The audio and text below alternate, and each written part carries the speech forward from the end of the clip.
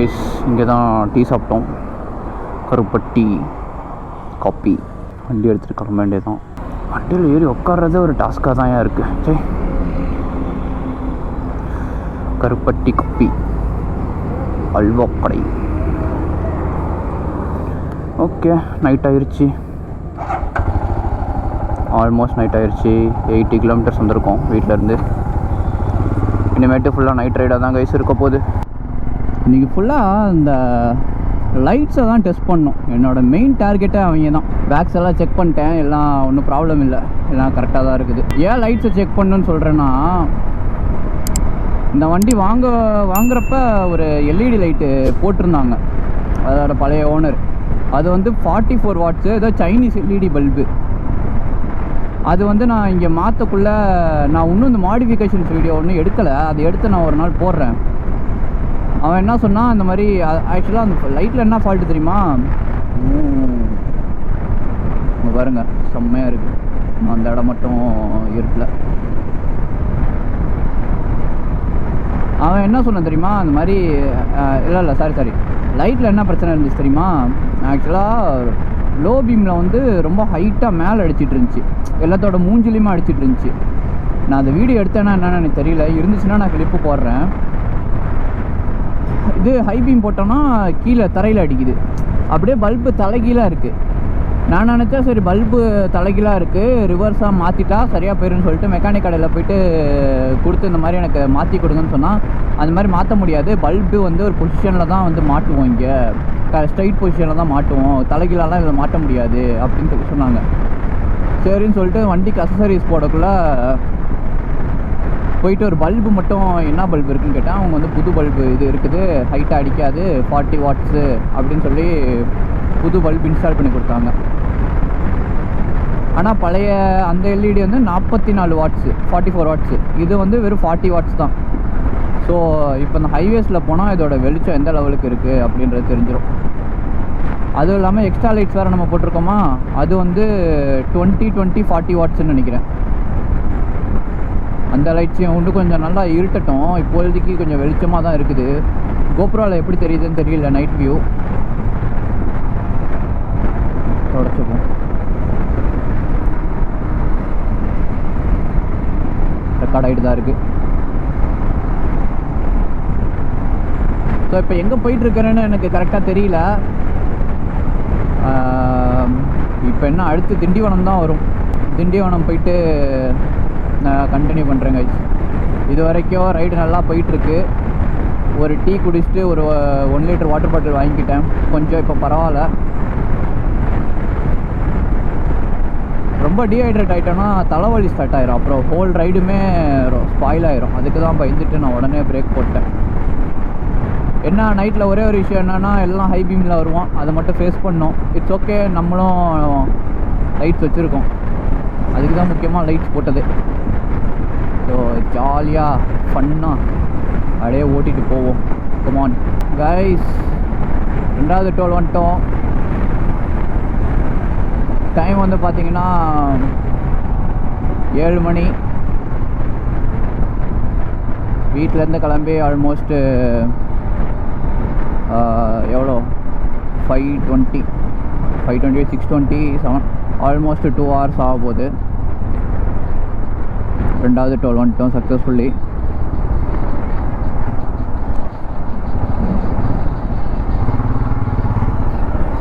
இன்னும் 4 more tolls to go.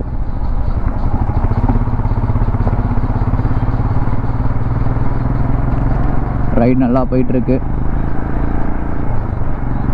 இப்போ வரைக்கும் நல்லா போயிட்டுருக்கு. Almost 98 kilometres இருந்தாச்சு. 100 கிலோமீட்டர்ஸ் ஓட்ட போகிறோம். லைட்டை பற்றி பேசியிருந்தால, லைட் ஆக்சுவலாக நல்லா பர்ஃபார்ம் பண்ணுது கைஸ். அதோட பவருக்கு என்ன பண்ணுமோ அதுதான் பண்ணுது. ரெக்கமெண்டடான்னு கேட்டால் லைக் ரொம்ப பவர்ஃபுல்லாக இல்லை, ஓகே இருக்குது, நம்ம அட்ஜஸ்ட் பண்ணி ஓட்டலாம், அந்த லெவலுக்கு இருக்குது. ஆனால் நானே இது இப்போதைக்கு டெம்ப்ரவரியாக தான் அந்த லைட்டு போட்டிருக்கேன். இன்னும் கொஞ்சம் நாள் கழித்து பெரிய லைட் போட்டுருவேன். மேட்டாகில் போட்டுடலாம் அப்படின்ட்டுருக்கேன். இப்போயே மேட்டாக் போடலான்னு யோசிச்சேன்னா, மேட்டாக் லைட்டு மட்டுமே 10,000 வருது. அது போக ஹார்னஸ் கேபிள் ஒரு ரேட்டு, அது போக அந்த கிளாம்ப்பு சுவிட்சு எல்லாமே தனித்தனி ரேட்டு. நான் இது வந்து பார்த்திங்கன்னா ஹெச்ஏஜி அதில் தான் போட்டிருக்கேன். இது மொத்தமே செட்டப்பே 4000குள்ளே தான் வந்துச்சு. ஸோ பார்ப்போம். இப்போதைக்கு இது ஓகே தான். இப்போதைக்கு நான் ஸ்டாக் லைட்டில் தான் ஓட்டிகிட்ருக்கேன். பின்னாடி வர லைட்டோட வெளிச்சத்தில் தான் அது தெரியுது. கொஞ்சம் இருட்டான ஏரியா போனதுக்கப்புறம் நான் ஆன் பண்ணி காட்டுறேன். இந்த ஸ்டாக் லைட்னா இப்போ எல்இடி போட்டிருக்கிறது, அது போக எக்ஸ்ட்ரா லைட்டு எல்லாம் சேர்த்து எவ்வளோ வெளிச்சம் அடிக்குது அப்படின்றத நான் காட்டுறேன். ஸோ இப்போ கைண்ட் ஆஃப் இருட்டாக இருக்கா, இதுதான் ஸ்டாக் லைட்டு. இது போட்டால் நம்ம எக்ஸ்ட்ரா எல்இடி லைட்டு ஓகே தான். ஒன்றும் தெரிலன்னா சொல்ல முடியாது, நல்லா வெளிச்சமாக தான் இருக்குது. இதுலேயே ஃப்ளிக்கர்லாம் இருக்குது. ஆனால் ஹைவேஸில் யூஸ் பண்ணலாமா என்னான்னு தெரில, டிஸ்டர்பன்ஸாக இருக்கும். இன்கேஸ் ஆஃப் எமர்ஜென்சி நான் யூஸ் பண்ணுறேன். வழியே விடாமல் இருக்காங்க அந்த மாதிரி இதுனா லாரிங்களுக்கு மட்டும் தான் யூஸ் பண்ணுறேன். காருக்கு முன்னாடி யூஸ் பண்ணுறதில்ல. இந்த மாதிரி காரில் போனால் செம்மையாக அப்படியே ஒருத்தன் பின்னாடி ஒருத்தன் அப்படியே ஓட்டிகிட்டு போகிறது செம்ம ஃபீலாக இருக்கும். ஆனால் அதே நேரம் ரொம்ப டேஞ்சர். ஒருத்தன் பிரேக் அடித்தானாலும் அப்படியே வரிசையாக எல்லாம் ஒருத்தனுக்கு பின்னாடி ஒருத்தன் குத்திடுவான். அது நல்லா ஹை ஸ்கில்லு இல்லை நல்ல எக்ஸ்பீரியன்ஸ் இருக்கிறவங்க ஓட்டினாங்கன்னா செம்ம ஒரு ஃபீலாக இருக்கும். புதுசாக வண்டி ஓட்டுறவங்க இல்லை ஹைவேஸில் புதுசாக கற்றுக்கிட்டு இருக்கிறவங்க இந்த மாதிரி ஃபாலோ பண்ணாதீங்க. மேபி ஹை ஸ்கில் எக்ஸ்பீரியன்ஸ்டாக இருந்தீங்கன்னா மேபி ட்ரை பண்ணி பாருங்கள். அப்படியே வரிசையாக விஐபி கார்ஸ் மாதிரி அடுத்து அப்படியே ஒரு 2 லாரியோ இல்லை 2 பஸ்ஸையோ கட் அடிக்கும் போது அப்படியே வரிசையாக எல்லாம் அடிப்பாங்க கட்டு. செம்மையாக இருக்கும். இந்த கார்காரன் இருக்கான்ல, ரொம்ப நேரமாக முரட்டுத்தனமாக ஓட்டிகிட்டு இருக்கிறான். கார் பார்க்க நல்லா இருக்குது, ஹைபீம் போடுறான், ஒன்றுமே தெரில எனக்கு. ஓகே, நம்ம திண்டிவனம் வந்துட்டோம். டைம் பார்த்தீங்கன்னா 7:30 கூட ஒன்றும் ஆகலை. நல்லா ஒரு டைமிங் மெயின்டைன் பண்ணி தான் வந்துகிட்டு இருக்கோம். இதில் ரைட்டில் போனால் திண்டிவனம், நம்ம அப்படியே பைபாஸ் பண்ணிட்டு போகிறோம். ரெடியாக இருக்காங்க, எப்படா கேப்பு கிடைக்கும் அப்படின்ட்டு. முன்னாடி போகிறான்ல வோட்டர்ஸு, லைட்டு போடுறான், ஐபீம் அடிக்கிறான். எப்போ கண்ணே அப்படியே பிளைண்ட் ஆகுது, அந்த மாதிரி இப்போ போட்டு ஓட்டுறான். கைஸ், நம்மளோட 3வது டோலுக்கு வந்துட்டோம். என்ன டோல் நேம் தான் எனக்கு தெரில. இதெல்லாம் மனப்பாடம் பண்ணு. எத்தனை தடவை நான் இந்த ரூட்டில் வந்திருக்கிறேன் தெரியுமா? ஒரு தடவை கூட ஒரு டோலோட நேமுமே எனக்கு தெரியாது. நான் வந்து எப்படி டோல் பேர்லாம் வச்சுருப்பேன்னா, அதுக்கு எந்த ஊர் இருக்குதோ அந்த ஊருக்கிட்ட அந்த விக்கிரவாண்டி டோல் பிளாசா இந்த அங்கே போர்டு போட்டிருக்கு. மேலே பார்த்தீங்கன்னா உளுந்தூர்பேட்டை எக்ஸ்பிரஸ் ஹைவேன்னு போட்டிருக்கோம். விக்கிரவாண்டி வந்தாச்சு காய்ஸ். பிரேக் தேவையில்லை, நான் அதிகமாக பிரேக் எடுக்க மாட்டேன், ஸ்ட்ரைட்டாக போயிட்டே இருப்பேன்.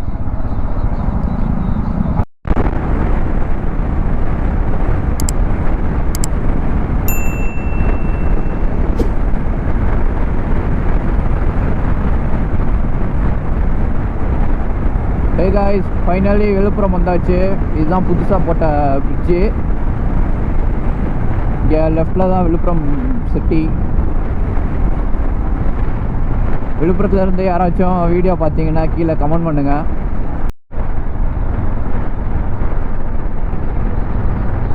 Reached 4th toll guys. So இதுக்கப்புறம் இன்னும் 2 டோல் தான் இருக்குது. இப்போ நம்ம எங்கே வந்துட்டுருக்குறோன்னு பார்த்தீங்கன்னா எஸ்ஆர்எம் வந்துட்டோம்.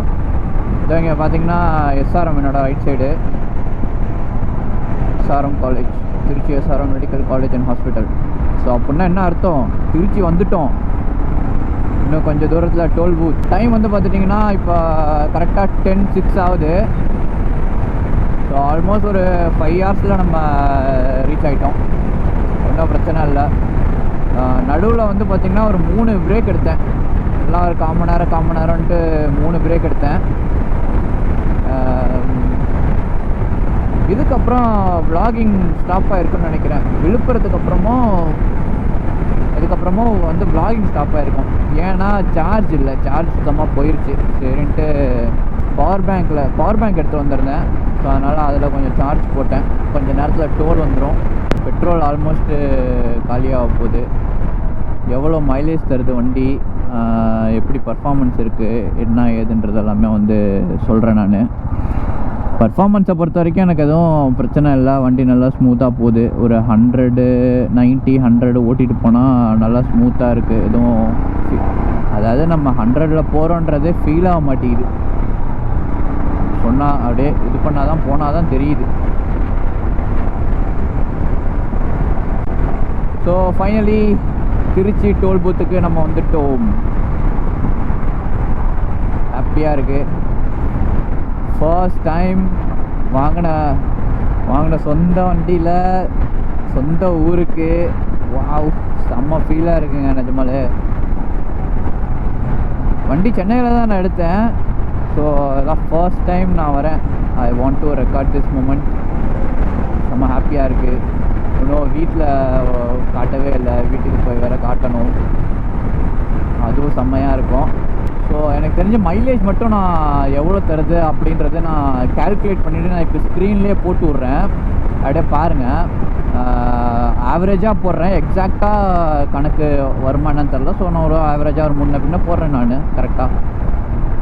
Okay, Padur toll plaza Trichy reach ஆகிட்டோம். இங்கேருந்து இன்னும் ஒரு 20 மினிட்ஸில் வீட்டுக்கு போயிடலாம். ரோடிங்கிட்டலாம் காலியாக தான் இருக்கும். ஸோ எதுவும் பெருசாக பிரச்சனை இருக்காது.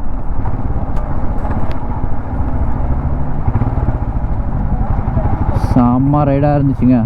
நல்லா என்ஜாய் பண்ணி ஓட்டிகிட்டு வந்தேன். எந்த ஒரு இஷ்யூமே இல்லை. வண்டி நான் கூட பயந்துகிட்டே இருந்தேன் எதனாச்சும் பிரச்சனை பண்ணிடுமா. ஏன்னா இதுதான் ஃபஸ்ட்டு லாங் ரைடு வண்டி வாங்கினதுலேருந்து. இன்னும் வண்டியை பற்றி இன்னும் நிறையா அண்டர்ஸ்டாண்ட் பண்ணிக்கணும். ஏன்னா லைஃப் டைம்லேயே தான் ஃபஸ்ட் டைம் வந்து ஒரு 411cc ஓட்டுறேன். நான் இது வரைக்கும் NS 200cc தான் ஓட்டியிருக்கேன். இப்போ தான் ஃபர்ஸ்ட் டைம் வந்து ஒரு 400+ cc வண்டி வாங்கியிருக்கோம்.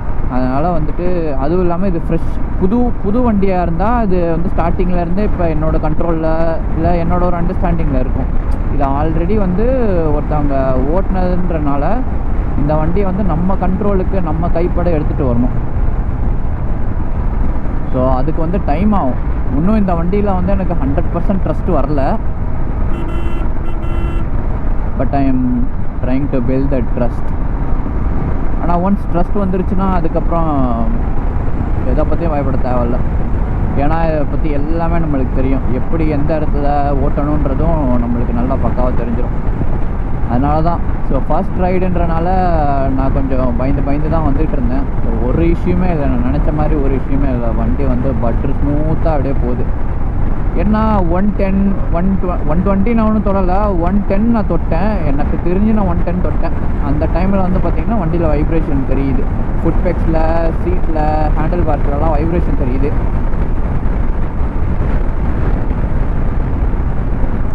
அதை தவிர எனக்கு வேறு எதுவும் ட்ராபேக் இப்போ வரைக்கும் எனக்கு தெரியல. மைலேஜும் ஓகே, கரெக்டாக ஆவரேஜாக தான் தரும். ஒரு 30 தரும்னு நினைக்கிறேன் எனக்கு தெரிஞ்சு. பார்ப்போம், நான் ஸ்க்ரீனில் போடுறேன் பாருங்கள். திருச்சியோட ஐகானிக் பிரிட்ஜ் கொள்ளிடம் பிரிட்ஜில் தான் நம்ம இப்போ போயிட்டுருக்கோம். எப்போ இங்கே வந்தாலுமே ஒரு நாஸ்டாலஜிக் ஃபீல் வரும். லைக் இது ஒரு வார்ம் வெல்கம் மாதிரி இருக்கும். இந்த பாலம் முடிஞ்சதுக்கப்புறம் அப்படியே அடுத்து காவேரி பிரிட்ஜ் வரும்.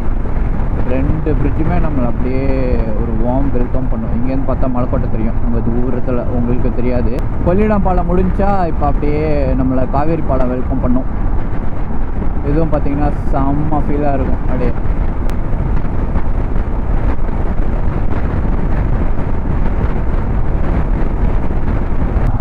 வீட்டுக்கிட்ட வந்தாச்சு. எப்படி ஏதோ அமேசான் காட்டுக்குள்ளே வண்டி ஓட்டுற மாதிரி இருக்குதா? Oh my God. இந்த ஆஃப் ரோட்லலாம் இந்த வண்டியை விட்டு எடுக்கணும்னு எவ்வளோ நாள் ஆசை. பார்ப்போம் வீட்டில் எப்படி எக்ஸ்ப்ரெஷன்ஸ் இருக்குது அப்படின்ட்டு. நம்ம வராது தெரியும், கண்டுக்கிறாங்களான்னு என்னான்னு தெரியல. பார்ப்போம். பார்த்தீங்களா, ஆஃப் ரோட் ட்ரையல்ஸ்க்குலாம் எங்கேயும் தனியாலாம் போகணுலாம் இல்லை. என் வீட்டுக்கு போனதுனாலே நான் ஆஃப் ரோடில் தான் போயிட்டு வரணும்.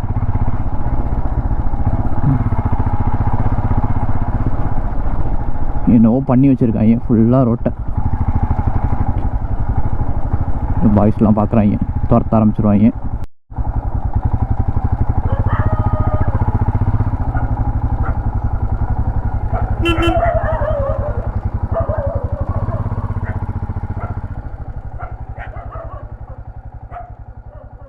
நான் எவனுமே நம்மளை கண்டுக்க மாட்டேங்கிறான்.